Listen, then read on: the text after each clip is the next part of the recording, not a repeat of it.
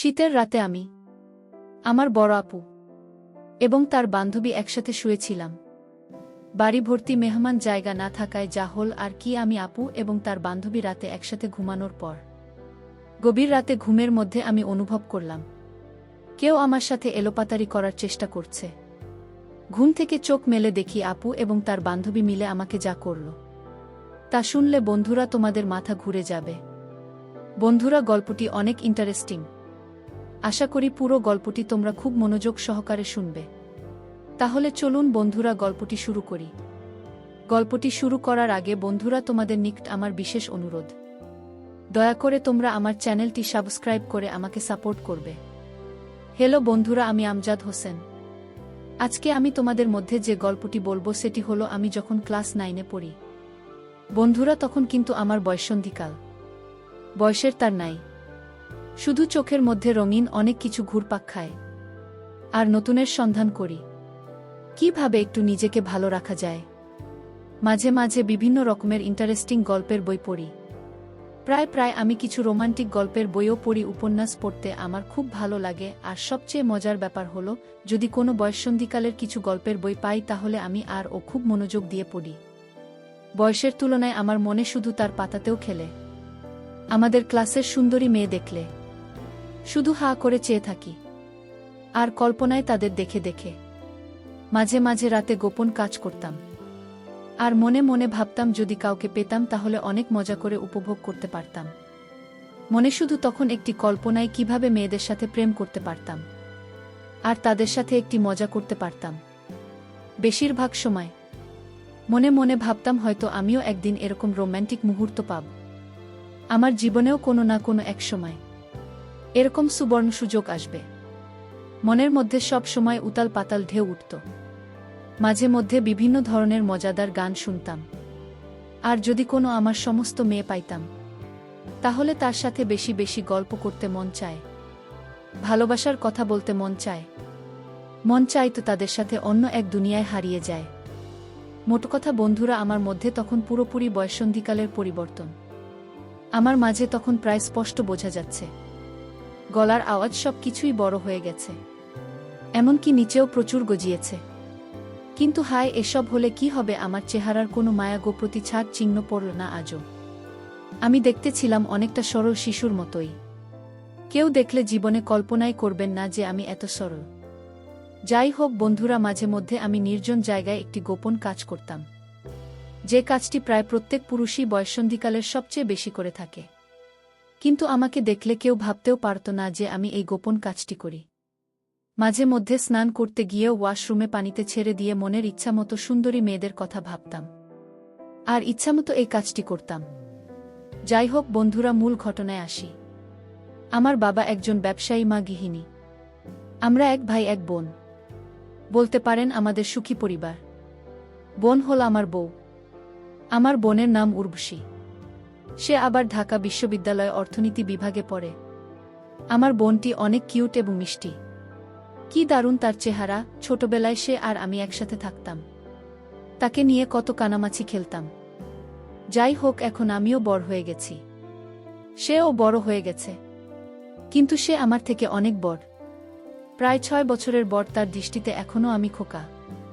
আমার বড় বোন আমাকে অনেক ভালোবাসত। সে ঢাকা ইউনিভার্সিটিতে একটি মেসে থাকে।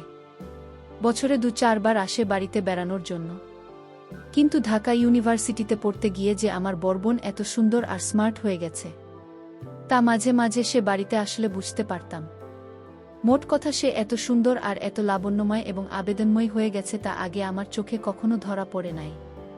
তাকে দেখলে মনে হয় যেন সুপার হিরোইন। কি বলব বন্ধুরা, যদিও সে আমার নিজের বোন, তারপরেও তাকে দেখে আমার মাথা ঘুরে যায়। মাঝে মধ্যে মনে হয় আমি তার প্রেমে পড়ে যাই। আবার সেই সাথে প্রচুর মেধাবী বটে। কি যে করি, মাথায় কোনো আইডিয়া আসছে না। তখন মাথায় এক শয়তানি বুদ্ধি কাজ করে। আপু যখন বাড়িতে আসত তখন প্রায় আমি লুকিয়ে লুকিয়ে তার বিভিন্ন দৃষ্টিভঙ্গি দেখতাম। কি সুন্দর দেখতে! তাকে দেখলেই মনে হতো আমি তার প্রেমে পড়ে যাই। দেখার সাথে সাথে আমার হয়ে যেত। তারপরেও মনে মনে ভাবতাম যদি আমার বোনকে আমি ফাঁদে ফেলতে পারতাম তাহলে হয়তো আমার মনের আশা পূর্ণ হতো। এত সুন্দর, এত লাবণ্যময়। হয়তো আমি আর জীবনে কোনোদিন পাব না, এই ভেবে ভেবে আমার দিন কাটতে লাগল। কিন্তু এই দুঃখে আমার বেশি দিন থাকতে হয়নি। আমার জীবনে কিছুদিন পরেই এমন একটি ঘটনা ঘটল, যা চিন্তা করলে এখনও আমার সারা শরীরে এক ধরনের পুলক অনুভব হয়। আমার প্রথম কাজের অভিজ্ঞতা। আমার মনে হয় ঘটনাটি লিখে আপনাদের বোঝাতে পারবো না। মনে হচ্ছিল জীবনের চাইতে সুখ আর কিছু হতে পারে না। তারপরও আপনাদের বলছি, ঘটনাটি অনেক আগের। 2022 সালের ডিসেম্বর মাস। বার্ষিক পরীক্ষার সবেমাত্র শেষ হয়েছে, অনেক ফিট আইন। তার উপর আমাদের গ্রামেও প্রচণ্ড শীত পড়েছে। শীতের কারণে ঘর থেকে তেমন বের হতে পারছিলাম না। এমন সময় আমার উর্বশী আপু ফোন করে জানাল, সে নাকি তার এক বান্ধবীকে নিয়ে গ্রামের বাড়িতে আসছে। উর্বশী আমার বড় বোন। ও গত বছর ঢাকা ইউনিভার্সিটিতে অর্থনীতি বিভাগে চান্স পায়, তাই পড়ালেখার সুবিধার্থে ও ঢাকায় থাকে। বছরে 2 থেকে 4 বার গ্রামে আসে। আপু এই প্রথম কোনো বান্ধবীকে নিয়ে গ্রামে আসছে, তাই ঘরের সবাই আনন্দিত। ঘরের সবাই বলতে আমি, মা আর বাবা ছাড়া তো আর আমাদের কেউ নেই। উর্বশী আপু জানাল ওরা ডিসেম্বর মাসের 25 তারিখ গ্রামে আসবে, বলে থাকবে সপ্তাহখানেক। এই কথা শুনে তো আমি আনন্দে আত্মহারা বড় বোন ও তার বান্ধবীর জন্য তখন থেকেই অপেক্ষা করা শুরু করলাম। অপেক্ষা করতে করতে যেন আমার দিন কাটছিল না। দেখতে দেখতে 25 তারিখ চলে এল। আমি যতটা সম্ভব পরিপাটি হয় তাদের অপেক্ষা করতে লাগলাম। সন্ধে 7টার সময় আপু আর তার বান্ধবী আমাদের বাড়িতে পৌঁছলেন। ঘরে ঢুকেই আপু বলতে লাগলেন, গ্রামে এত ঠান্ডা রে বাবা, সারা গা একেবারে কাঠ হয়ে গেল। একটু বিশ্রাম নেওয়ার পর আপ ও তার বান্ধবীকে আমাদের সাথে পরিচয় করিয়ে দিতে লাগলেন। আপুর বান্ধবীর নাম রামেলা। গ্রামে তাকে দেখার সাথে সাথে আমি আরও পাগল হয়ে গেলাম। সে তো দেখছি আমার আপুর চাইতে আরও বেশি সুন্দরী, কিত আশা চেহারা। দেখে মনটা শান্তিতে ভরে গেল। রামেলা তাই জিন্স প্যান্ট আর হলুদ রঙের সোয়েটার পরেছে। আমার চোখের মধ্যে সবকিছু জবলজবল করে ভাসছে, কিন্তু সোয়েটারের আড়ালে তাকে খুব স্পষ্ট বোঝা যাচ্ছে। তবে দেখেই বোঝা গেল তার সব কিছুই খুব চমৎকার। আপু মা বাবার সাথে রামেলার পরিচয় করিয়ে দেওয়ার আসলো। রামেলাকে বলল, এই হলো আমার ভাই আমজাদ হোসেন, দেখতে হালকা পাতলা হলে কি হবে, এবার ক্লাস 10 এ উঠবে। তারপর আপুর আমাকে বলল, আমজাদ হোসেন খুব লাজুক ছেলে। আমার বোন তার বান্ধবীকে বলতে লাগল, দেখলাম এলা তোকে দেখে আমার ভাইটা কি লজ্জা পাচ্ছে। রামের সাথে সাথে আমাকে বলল, হোসেন ভাই, আমাকে তোমার লজ্জা পাওয়ার কিছু নেই। আমি তো তোমার বোনের বান্ধবী, মানে বনে তো। প্লিজ ভাইয়া, তুমি আমাকে দেখে লজ্জা পেও না। তুমি আমার সাথে ফ্রেন্ডলি কথা বলবে, তোমার আপুর সাথে যেরকম কথা বলো। আমি হ্যাঁ রোধক মাথা নাড়লাম। এভাবেই রামের সাথে আমার প্রথম আলাপ। হয়তো সময় গড়াল দেখতে দেখতে রাত 10টা বেজে গেল। মা আমাদের ডাকলেন খাওয়ার জন্য। ইতিমধ্যে রামের সাথে আমার অনেক ভাব জমে গেছে। খাওয়া দাওয়া শেষ হতে হতে প্রায় 10টা 30 বেজে গেল। 10টা 30 আমাদের গ্রামের হিসাবে অনেক রাত, তাই স্বাভাবিকভাবে ঘুমানোর কথা উঠল। আমাদের বাড়ি খুব বড় যে তেমন নয়, ছোটখাটো, তবে একটি ছোট পরিবারের জন্য মানানসই। অতিথি কেউ এলে ঘুমানোর জন্য একটু সমস্যা দেখা দেয়। 2টাই সোনার রুম। এ রুম এ মা আর বাবা ঘুমান, অন্যটায় আগে আমি আর আপু ঘুমাতাম। আপু আর আমার বিছানা যদিও আলাদা ছিল, তারপরও এক রুমে থাকতে হতো, যেহেতু আপু ঢাকা থেকে আসছেন। সাথে তার বান্ধবী ও তাইমা আগে থেকেই 2টা বিছানায় সুন্দর করে রেখেছেন।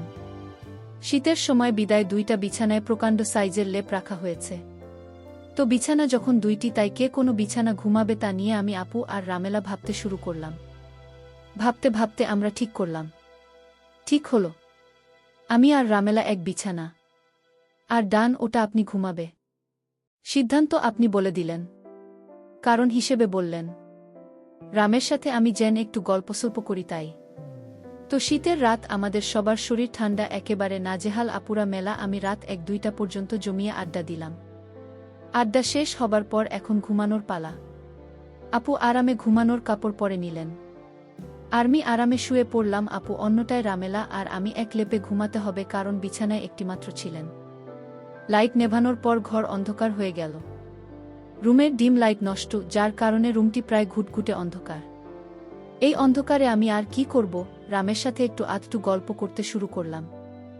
আমরা গল্প করতে করতে হঠাৎ দেখলাম আপনি ঘুমিয়ে গেছে। আপুর এমন ঘুম যে তার চোখে জল ঢেলে দিলেও সহজে ঘুম ভাঙে না। আমি হলাম আপুর উল্টো প্রকৃতির। আমার ঘুম সহজে লাগতে চায় না। ঘুমোতে অনেক রাত হয়ে যায়। মিতার সাথে শুয়ে কথা বলে জানলাম আমার মতো ঘুম অনেক চেষ্টার পর আসে। তো কি করা, রামেলা আর আমি কনকনে শীতের রাতে এক লেপে শুয়ে গল্প করতে লাগলাম। রামেলা আমাকে বলল, তোমাদের এখানে তো অনেক ঠান্ডা লেগেও ঠান্ডা হয়ে আছে। আমি বললাম, হ্যাঁ আপনি ঠিক বলেছেন, রাত যত বাড়ছে ঠান্ডাও তত বাড়তে থাকে। রামেলা শুনে ভয় পেয়ে গেল। বল, হায় ভগবান, আজ না জানি কি ঠান্ডা লাগবে। আমি অভয় দিয়ে বললাম, ভয় পাওয়ার কিছু নেই, আমি আছি তোমার সাথে, তুমি কোনো চিন্তা করো না। তারপর গল্প করতে করতে হঠাৎ আমি ঘুমিয়ে পড়লাম। রাত যখন গভীর হল তখন আমি অনুভব করলাম কেউ আমার সাথে মজা করার চেষ্টা করছে। তখন আমি আধো ঘুমে। ওমা, আমি ঘুম থেকে একটু উঠে দেখি আপুর বান্ধবী আমাকে বাচ্চা মনে করে আমার সাথে কেমন জানি অদ্ভুত আচরণ করছে। গভীর রাতে হঠাৎ কেউ আমাকে নিয়ে এলোপাতাড়ি করার কারণে আমার ঘুম ভেঙে গেল। ঘুম ভাঙার ফলে আমি চোখ মেলে দেখি আমার দিদি আর তার বান্ধবী মিলে আমার সাথে এক অন্যরকম আচরণ করার চেষ্টা করছে। আমি তাদের আচরণ দেখে প্রথমে ভয় পেয়ে যাই। তারপর তারা আমায় বলে, তুমি যদি আমাদের কথা শোনো তাহলে আমরা তোমাকে কিছু করব না, আর যদি না শোন তাহলে মেরে ফেলব।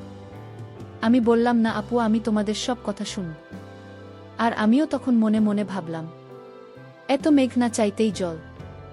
এতদিন আমি মনে মনে যা পোষণ করতাম তা তো দেখি আজ আমার হাতের মুঠোয় ধরা দিয়েছে। তারপর আমি তাদের প্রস্তাবে রাজি হয়ে গেলাম। বন্ধুরা তারা দুইজন আর আমি একা। কি করে তাদের সাথে পারি, তারপরেও আমি অনেক চেষ্টা করলাম তাদের খুশি করতে। সবচেয়ে মজার ব্যাপার হলো, আমাদের সকলেরই সেদিন ছিল জীবনের প্রথম এমন অভিজ্ঞতা, যার কারণে প্রথমবার একটু সমস্যা হলেও যখন প্রথম আমি তাদের সাথে কাজ করতে চাই, আমি কিভাবে কাজ শুরু করব কিছুই বুঝে উঠতে পারলাম না। তার আপু তার বান্ধবী মিলে আমাকে শিখিয়ে দিল আমি কিভাবে কাজ করতে হবে। তারপর বন্ধুরা আমি একাই আপু এবং তার বান্ধবীর সাথে সারারাত ইচ্ছামতো কাজ করে আমার মনের আশা পূরণ করলাম। তবে প্রথম আমার একটু অসুবিধা হয়েছিল, তারপর আমার কাছে অনেক মজা লেগেছিল। তাদের প্রথম অনেক কষ্ট হয়েছিল, একটু পর তারা স্বাভাবিক হয়ে গেল। বন্ধুরা, প্রকৃতপক্ষে সেদিনের রাতটা আমার জীবনের স্মরণীয় রাত। সেদিন এত আনন্দ পেয়েছিলাম যা তোমাদের ভাষায় বোঝাতে পারবো না। তারপর বন্ধুরা প্রায় এইভাবে এক সপ্তাহ পর্যন্ত আমাদের হয়েছিল। এক সপ্তাহ পর আমার আপু এবং তার বান্ধবী ঢাকায় চলে গেলে। তবে তারা ঢাকা চলে যাওয়ার কারণে কিছুদিন আমার মনটা খারাপ ছিল। এতদিন তাদের কাছ থেকে আমি যা পেয়েছি হয়তো তা আমি আর কোনোদিন পাব না, এই ভেবে আমার চোখে জল চলে আসলো।